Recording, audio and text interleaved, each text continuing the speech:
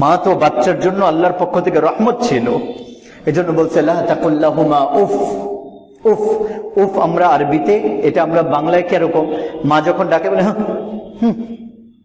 পরে আসবো, এই যে একটু করলাম, এটাই হচ্ছে আরবিতে উফ।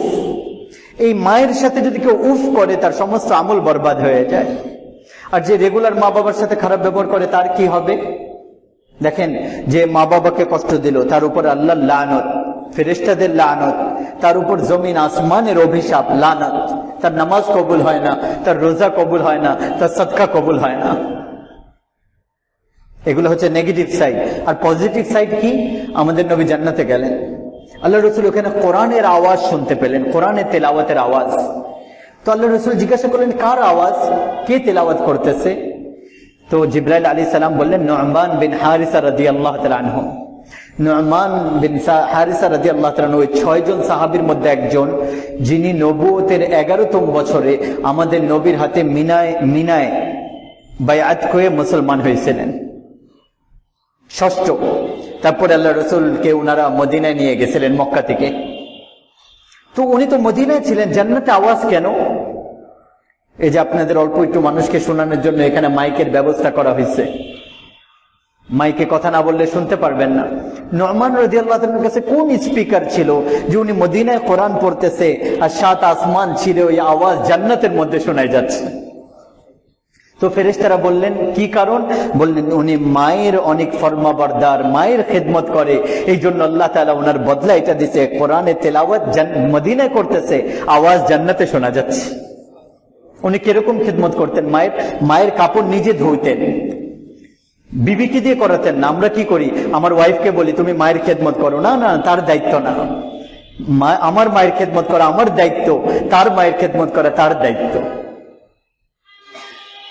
আর উনি কি করতেন? মায়ের জন্য নিজে তরকারি রান্না করতেন, প্রতিদিন নিজে রুটি বানাইতেন আর লোকমা বানায় বানায় মাকে খাওয়াইতেন। আর তারপর মায়ের মাথায় তেল দিয়ে দিতেন, মায়ের পা টিপে দিতেন, আর তারপরে গোলামের মতো দাঁড়িয়ে মায়ের আদেশকে শুনতেন আর পুরা করতেন। আর মা যদি কিছু বলতেন আর বুঝে না আসতো, তাহলে উনি দ্বিতীয়বার বলতেন না আম্মা কি বলছেন আমি বুঝতে পারি নাই, এটা বলতেন না, কারণ মায়ের কষ্ট না হয়। বাহিরে বের হয়ে বিবিকে ডাকতেন আর বলতেন আমার মা কি বলছে তুমি বুঝতে পারছো, আমি বুঝতে পারি নাই। 2 সাহাবার ব্যাপারে আসছে সবচেয়ে বেশি মায়ের খেদমত করছে, একজন উসমান রাদিয়াল্লাহু তাআলা আনহু, আরেকজন হচ্ছে নু'মান বিন হারিসা রাদিয়াল্লাহু তাআলা আনহু। আরবে একসাথে খাওয়ার নিয়ম, ওই যে বড় প্লেটে একসাথে খায়, এখনো তারা খায়। ইমাম জাইনুল আবদিন রাদিয়াল্লাহু তাআলা আনহু নিজের মায়ের সাথে বসে খাইতেন না। আর কিন্তু ওনার মায়ের খেদমত পুরো দেশে প্রসিদ্ধ ছিল। তো একবার কেউ বললো যে আপনি মায়ের সাথে খান না কেন? বললো আমার ভয় লাগে যে আমি এরকম টুকরা না উঠাই যে আমার মা ওইটা পছন্দ করছে আর আমি ওইটা উঠাই খাইয়ে ফেললাম আর আল্লাহ নারাজ হয়ে গেল, এই জন্য আমি মায়ের সাথে বসে খাই না। মুসা আলাইহিস সালাম একবার বললেন আল্লাহ জান্নাতে আমার সঙ্গী কে? তো আল্লাহ তাআলা বললেন অমুক কসাই যে গোশত কাটে, যাদেরকে আমরা মনে করি অনেক খারাপ মানুষ। আল্লাহ বললেন মুসা তোমার সঙ্গী সে জান্নাতে। তো মুসা আলাইহিস সালাম বললেন কোথায় সে ইয়া রাসূলুল্লাহ, ইয়া আল্লাহ? বলল অমুক বাজারে। তো উনি ওই বাজারে গেলেন, মুসা আলাইহিস সালাম দেখলেন এক কসাই গোশত কাটতেছে, বিক্রি করতেছে, যেরকম কসাই হয়। আর সন্ধ্যার সময় সে গোশত কিছু ব্যাগের মধ্যে নিল আর কাঁধে উঠায় ঘরে গেল। মুসা আলাইহিস সালাম সাথে গেলেন। আর যখন গেলেন তো সে চিনে না মুসা আলাইহিস সালামকে। সে যায়, মুসা আলাইহিস সালাম দেখলেন সে যায় গোশত কাটলো, রান্না করলো, তারপর রুটি বানাইলো, তারপরে আটা বানায় ওইটা রাখলো, সুন্দর করে দস্তরখান দিল, প্লেটে দিল। এক মহিলা বুড়া একদম দুর্বল শুয়েছিল, তাকে এরকম হাতের মধ্যে উঠায় তাকে লোকমা বানায় তাকে খাওয়াতে লাগলো। যখন ওই বুড়ি মহিলা ইশারা করলো পেট ভরে গেছে, তখন তার মুখ সাফ করে দিল, পানি খাওয়ালো, শোয়ায় দিল। তো ওই বুড়ি মহিলা মুখে কিছু বলতেছিল। মুসা আলাইহিস সালাম বলে ইনি কে? তো বলে এটা আমার মা, যখন আমি সকালে কাজের জন্য যাই তার আগে তার সমস্ত খেদমত করে যাই, যখন আসি তার খেদমত আগে করি, তারপর নিজের বিবি বাচ্চার দেখি। তখন মুসা আলাইহিস সালাম বললেন তুমি যখন তোমার মাকে শোয়াইলা কিছু বলতেছিল? বললে মা তো মাই হয়, যা ইচ্ছা বলতে থাকে। যখনই আমি তার খিদমত করি তো মা দোয়া করতে থাকে, হ্যাঁ আল্লাহ জান্নাতে তোমাকে মুসা আলাইহিস সালামের সাথী বানায় দেখ। তো ওই কসাই বলতে লাগলো, আমি কোথায় কসাই আর কোথায় মুসা আলাইহিস সালাম, কোথায় কসাই আর কোথায় মুসা। এটা হচ্ছে মায়ের দোয়া আমার ভাইয়ের দোস্ত। মা যখন এই মা বাবা মরে যায় তো এটা ওই পুঁজি, ওই ছায়া যেটার কোনো আর ভরপাই হইতে পারে না, এটার ফিল আপ হবে না। তো মরবে তো সবাই, যেতে তো হবে, কেউ এই জায়গায় থাকে নাই, সবার জন্য এখান থেকে যেতেই এটা নির্ধারিত, যেতে হবে। যদি দুনিয়াতে কেউ থাকতো তাহলে রাসূলুল্লাহ সাল্লাল্লাহু আলাইহি ওয়াসাল্লাম দুনিয়াতে জীবিত থাকতেন। কেউ যদি পৃথিবীতে বেঁচে থাকতো তাহলে রাসূলুল্লাহ সাল্লাল্লাহু আলাইহি ওয়াসাল্লাম জীবিত থাকতেন। তো চলে তো আমরাও একদিন যাব। কারো মা বাবা চলে গেছে, কারো জীবিত আছে। যাদের আমাদের জীবিত আছে তারা নিয়ামত মনে করি, ওনাদের খিদমত করি, ওনাদের দোয়া নিয়ে নিই, ওনাদের দিয়ে নিজেদের জান্নাত বানায় নিই। ওনাদের পায়ের নিচে আমাদের জান্নাত। রেদা রব্বি রেদাল ওয়ালিদি, আল্লাহ বলছে, আল্লাহ রসুল বলছেন, বাবার রাজির মধ্যে আল্লাহর রাজি। বাবা যদি রাজি তোমার উপর, তোমার আল্লাহ রাজি।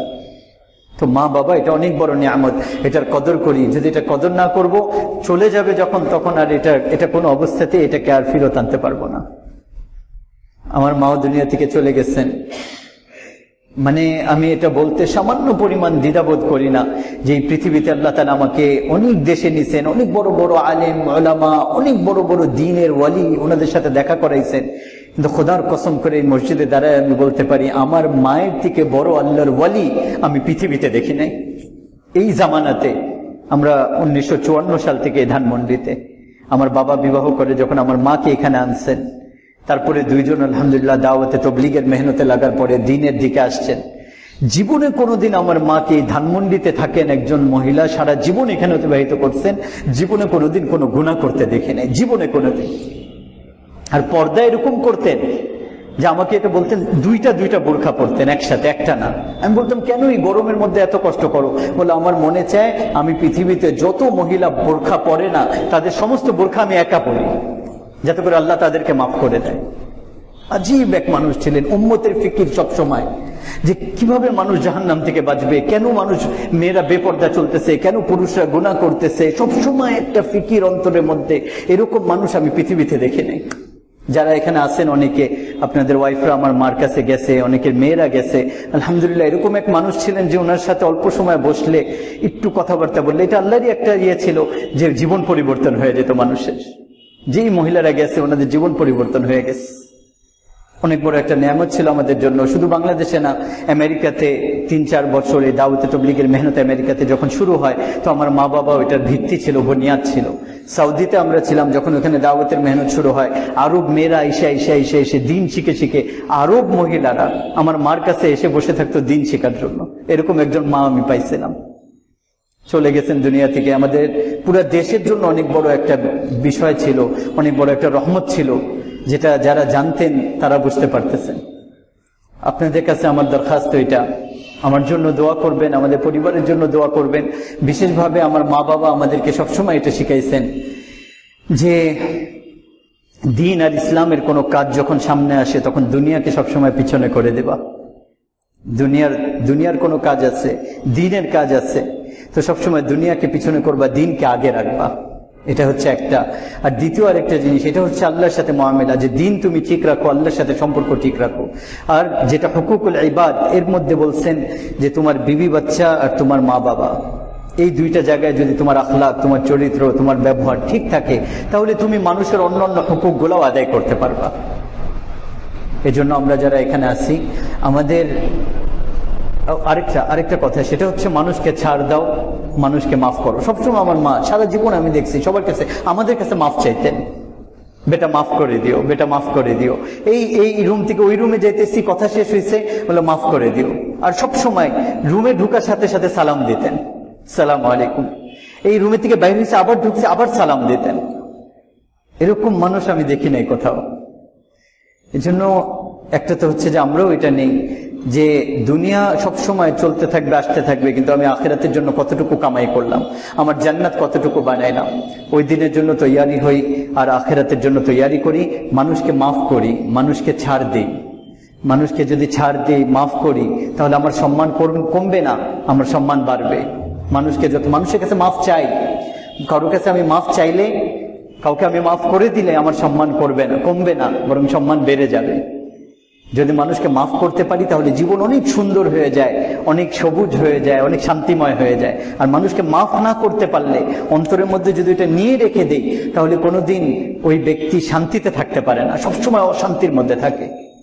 এই জন্য আপনারা দোয়া করবেন, আমাদেরকে মাফ করে দিবেন, আমাদের পরিবারকে মাফ করবেন, এবং আমার মার জন্য দোয়া করবেন আপনারা। ওনাকেও যারা আছেন এখানে, অনেকে আপনাদের বিবিরা, আপনাদের মেয়েরা আমাদের বাসায় যেত আমার আম্মুর কাছে, যদি কোনো সময় কোনো কম বেশি হয়ে যায় ওনাকে মাফ করবেন, আর ওনার জন্য দোয়া করবেন আল্লাহ তাআলা ওনাকে জান্নাতুল ফেরদৌস নসিব করে এবং আমাদেরকে দ্বীনের কাজের সাথে লেগে থাকার তৌফিক দান করে। এবং যেই সবক আমার মা বাবার কাছ থেকে আমরা পাইছি, যাতে করে মওত পর্যন্ত ওই সবক নিয়ে, ওই শিক্ষা নিয়ে আগে বাড়তে পারি। ওয়া আখির দাওয়ানা আলহামদুলিল্লাহি রাব্বিল আলামিন।